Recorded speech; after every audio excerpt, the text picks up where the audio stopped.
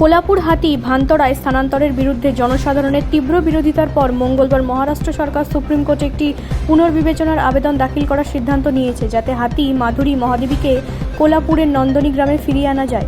উচ্চ স্তরের পর্যালোচনা সভার পর মুখ্যমন্ত্রী দেবেন্দ্র ফডণবীস বলেন, রাজ্য সরকার ভান্তরা থেকে তাকে ফিরিয়ে আনার জন্য সুপ্রিম কোর্টে একটি পুনর্বিবেচনার আবেদন দাখিল করবে, যা গুজরাটের জামনগরের রিলায়েন্স ফাউন্ডেশন দ্বারা পরিচালিত একটি প্রাণী উদ্ধার কেন্দ্র। আমরা এই আবেদনে সুপ্রিম কোর্টকে বিষয়টি তদন্তের জন্য একটি স্বাধীন কমিটি নিয়োগের জন্য অনুরোধ করব। তিনি বলেন, সরকার তাকে ফিরিয়ে আনার জন্য সমস্ত আইনি উপায়ে প্রচেষ্টা চালাবে।